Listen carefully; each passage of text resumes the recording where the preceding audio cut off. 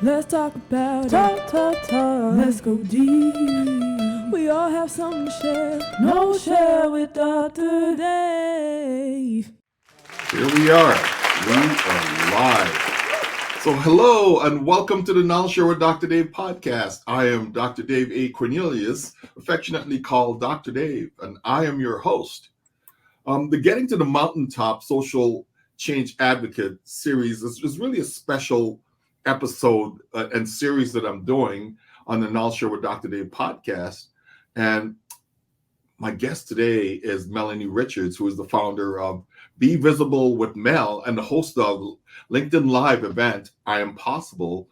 And so Melanie and I met at the Social Sales Link group, and we had some great conversations. And, I've just learned so much from her, and I'm really grateful for some of the connections that she has provided for me. So, Melanie, welcome to the KnolShare with Dr. Dave podcast.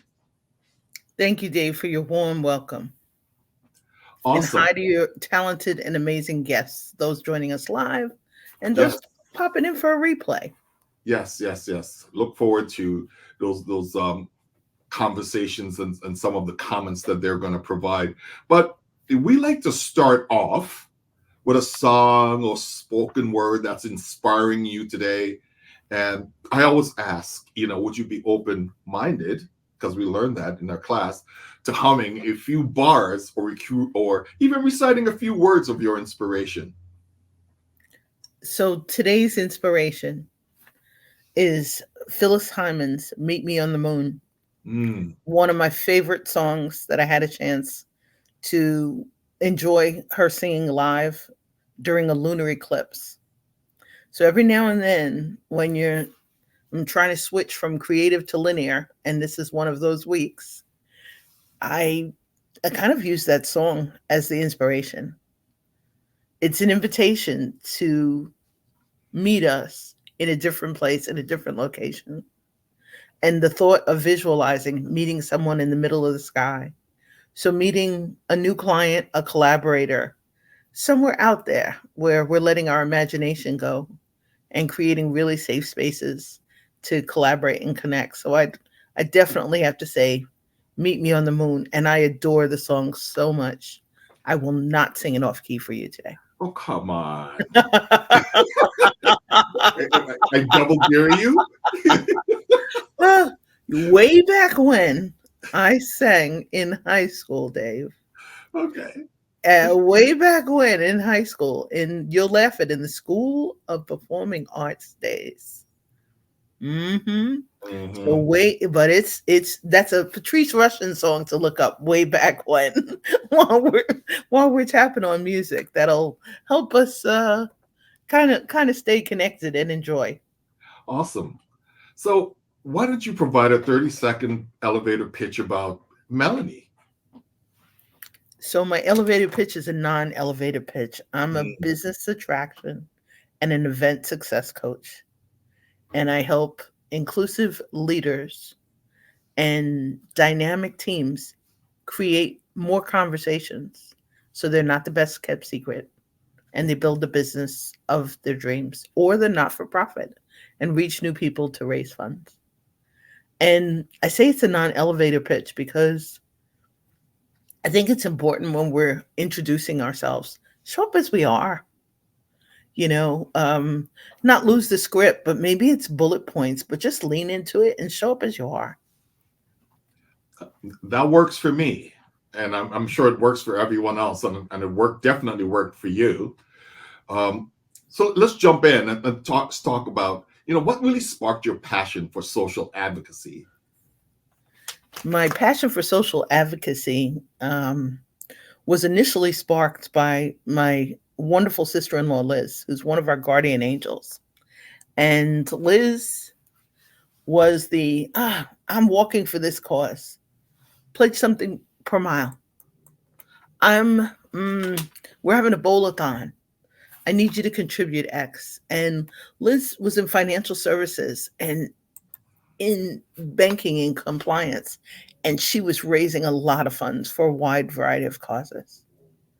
Liz passed away while I was holding her hand. It woke up my inner, how are we getting through? And we started raising funds for women's cancers. And the deeper I got, it became a way to just really honor people I love, get attached and really jump into causes that I care about. So I'm on a board for human trafficking, teen dating violence, intimate partner violence, and I have been for about 15 years.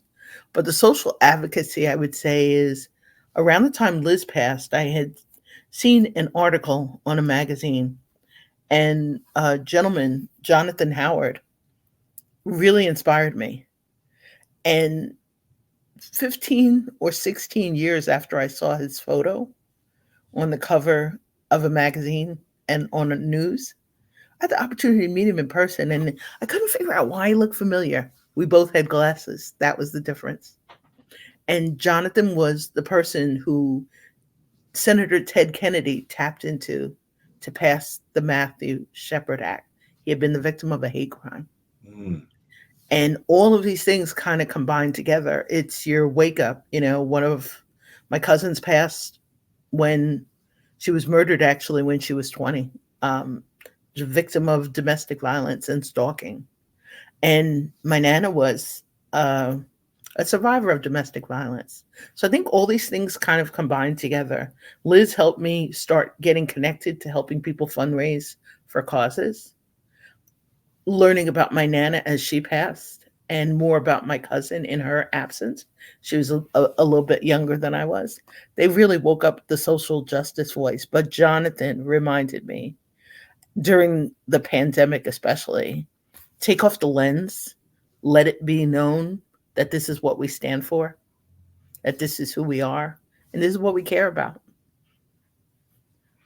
Man, that's really important, and that really talks about the different campaigns of movement that are really that you find particularly impactful to yourself and for others.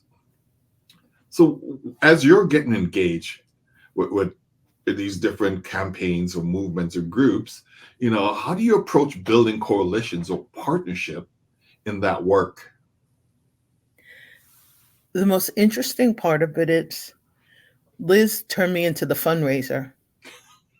So I volunteered the first couple of years for when the organization I'm on the board of, Fearless of the Hudson Valley Inc., started having a gala, and I volunteered. So I chaired the gala committee for the first 3 years of our galas. We're fortunately now in a bunch, and we took a break from galas, but the inviting somebody in or sharing the invitation.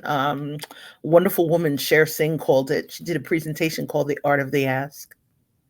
And in our conversations, a lot of times something comes up, personal, deep, just like my Liz story, which I don't always share at the first. And we're listening for things others care about.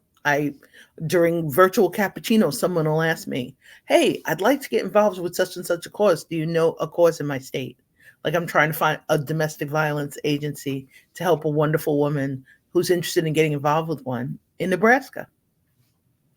I'm in New York, but I think it's listening for the opportunity to share something about what somebody finds important. That's the way, really, to invite people in.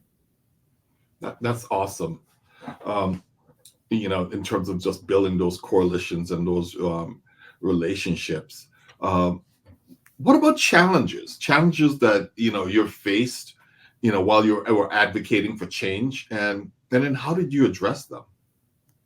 You address them as someone said to me, Mel, you're always looking for a door prize. You're always looking for a silent auction gift. That was the challenge for a little while. Somebody's like, wow, she's always asking for something. I think the challenge is how much do we care? And a good example this week is somebody reached out to me about getting involved with the organization I'm on the board of. I'm not a decision maker. That's a challenge. Somebody knows I'm on the board. They're looking for a job. They're interested in volunteering and getting more active. And that's the challenge. People assume because we're on the board, we've got the magic genie or the magic bottle. And we don't. We're there for governance. I think also the challenge is sometimes finding people who care to listen. You're not sure you're in the right place. You'll know it, you'll feel it. There's an opportunity to just share, whether for a while I carried around a business card with 10 tips for someone who might be affected by cyber stalking for teenagers. It was a card that I could easily pass to a parent. Somebody's talking about their teenagers, concerns about them online. I think it's identifying a small part because the challenge is we try to do it all. We want to accomplish every aspect of the mission. We want to help the organization really hit every pillar, every value. And that doesn't always happen. That's the challenge. We're trying to do it all. I think what's really helpful is I'm on a board that has a strategic plan. And so there are local foundations that help not for profits and help organizations with mission to come up with a plan. And that, I think, helps with the challenge. You end up with, as I like to call them, you end up with a toolkit to be able to introduce the cause to anybody who's willing to listen, or the entry points. So this person who was interested in a job, I was able to give her 2 online resources. We may not, that the challenge is we think sometimes we have to know all of the answers. You've got to be the subject matter expert. You just sometimes the challenge is knowing who to ask, knowing who to invite, and when it's a good time for them. That's so excellent, to be able to discern, who to help, when they need it, how to invite them in, to make sure that they, get what they're looking for. But also in this big work that you're doing, how do you balance activism and self-care? Because oftentimes trying to do everything, do too much, we sometimes sacrifice self-care. At the moment, I'm on 2 committees. Mm. There was a day when I was on 4. We're a working board. And I remember in the beginning wondering why me for this board. I can now say it quickly. The self-care part is easy because the not-for-profit I'm connected with offers yoga, um, and as there's trauma yoga to help you deal with trauma as an employee, as a volunteer, as a survivor. And I think actually I learned more about self-care in the process of dealing with them in wonderful ways. It was my first flash mob Mm. many moons ago, To Break the Chain by Debbie Allen on Valentine's Day. It had been snowing. We had over a foot of snow earlier that week. The day the flash mob is there, the sun is out, the streets are dry. Somebody went through a lot of work to move a lot of snow when we were out of a spot. But also journaling, being on a board that occasionally we've been honored by the Dyson Foundation for a chance to go to Omega Institute for Service Week. That really turned the self-care light on because occasionally we forget that. And so being on less committees now, and I am part of, as others call it, the sandwich generation. So we're helping our parents age in place. Mm. I'm now the remote board member voice, the virtual voice, even though I live 35 minutes away, so that we can have a meeting without necessarily the 45-minute drive there, the 45-minute drive back. But going to Omega and discovering the sanctuary at Omega, or being able to go for chakra balancing, really opened something up for me. They left. People were hanging out in different places, and I spent probably 2 hours in the sanctuary almost by myself. So I think those opportunities to kind of go within really have helped like tap into like spiritual energy, sustainable energy. And I think that's the key to self-care. We have to know when we're this close to burnout before we get that close to burnout. We have Yeah. to keep an eye on that reserve, whether it's reaching out to somebody inspiring, whether it's calling somebody, whether it's going for a walk, whether it's listening to music that lights you up. And I laughed. Music now is really doing it from a self-care perspective. And I realized I needed music or water to kind of reset and recharge. We got to figure out what lights us up Yeah.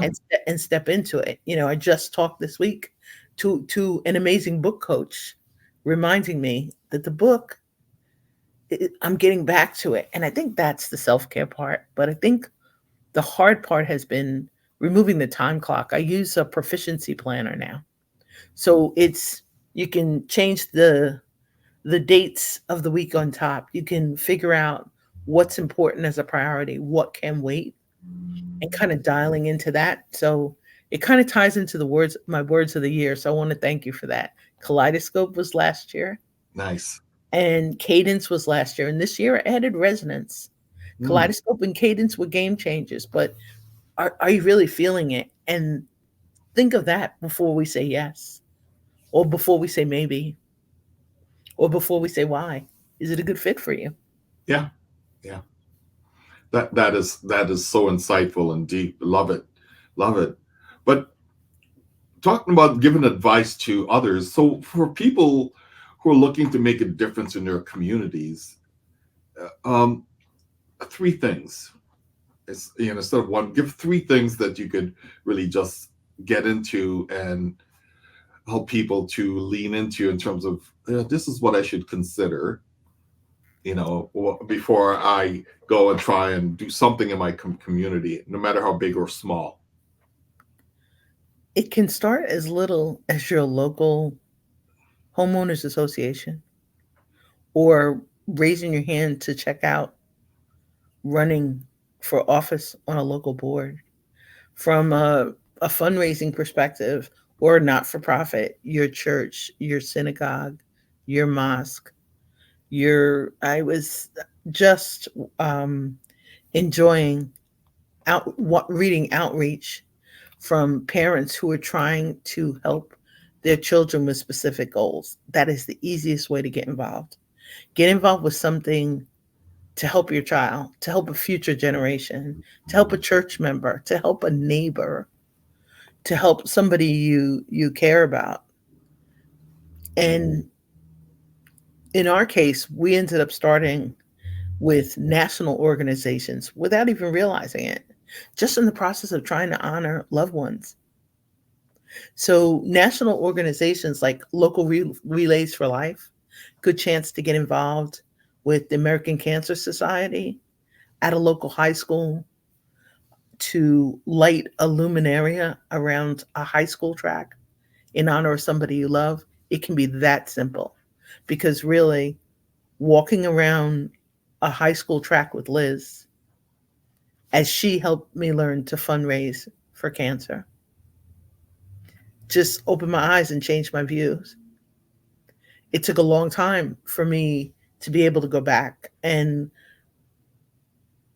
I haven't been to the local Relay for Life, but I've been to one in another state. I've gone to one in another location to help friends who are fundraising. And I think it's also a choice of, where do you want to show up? Is there a difference you want to help somebody make in their world, in their community? It may not be for you. Maybe you're helping a neighbor who's elderly. Investigate elder care. Maybe you're raising or donating items for your local pantry. Maybe you're a bookworm and you want to go and get involved with programs at your local library to help youth. Just lean into what you care about, and start there, I would say. The second thing is, really consider the amount of energy that is needed to support the cause. Extend yourself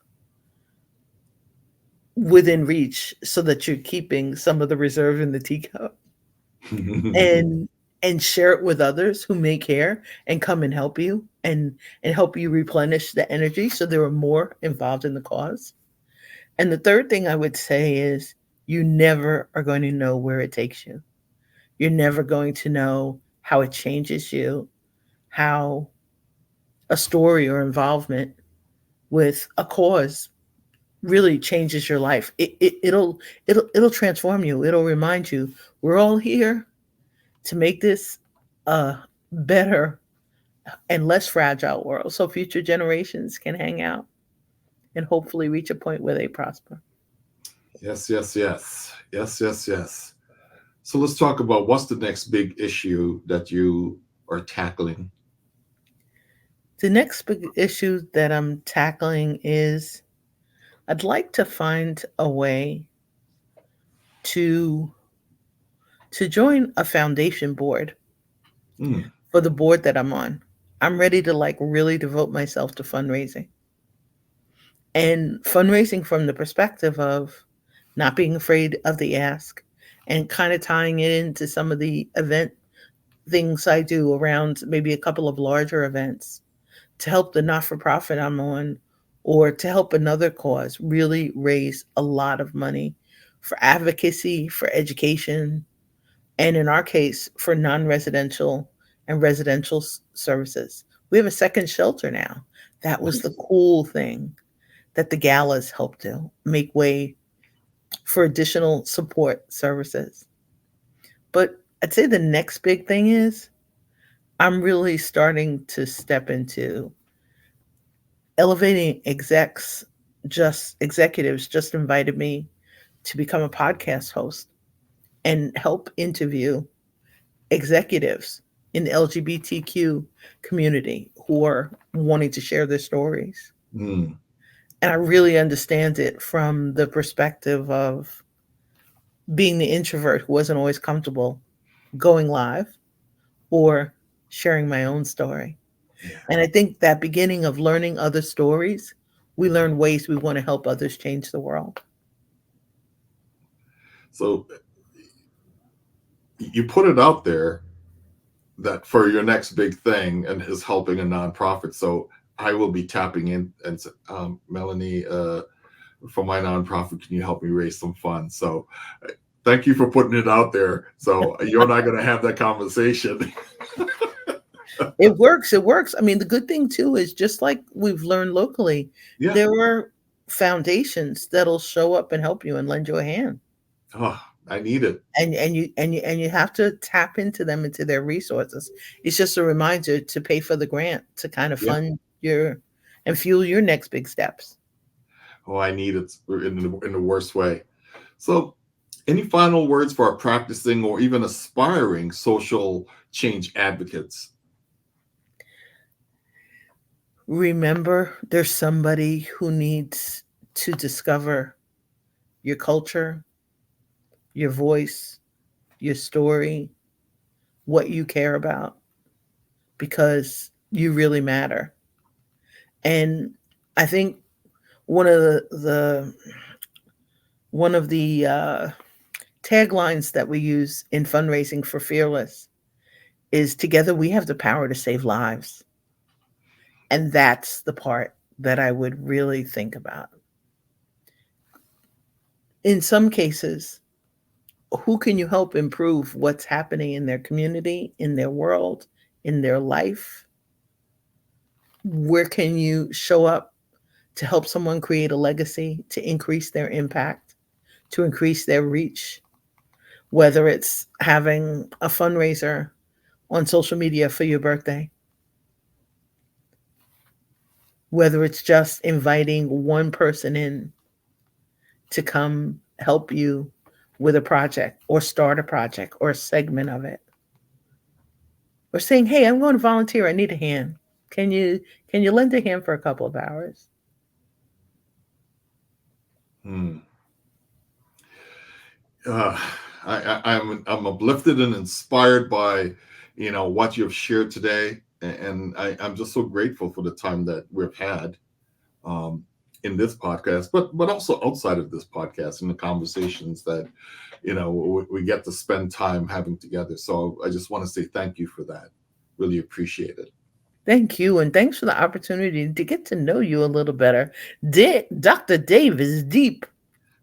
I love it. And thank you for a chance to hang out. I'm serious. I love it because I never know what we'll talk about. Yeah, I know. I never know what we'll talk about. No, and that's the beautiful thing, So in closing, I would just like to say thank you for tuning into the KnolShare with Dr. Dave podcast, and just give a special thanks and a shout out to Melanie Richards for giving so generously today.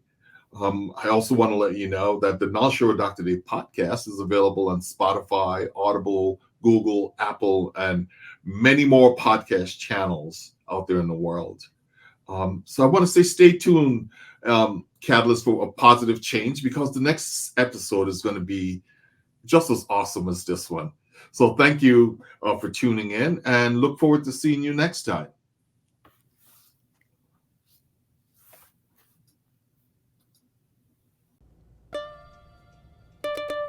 Let's talk about it. Let's go deep. We all have something to share. KnolShare with Dr. Dave.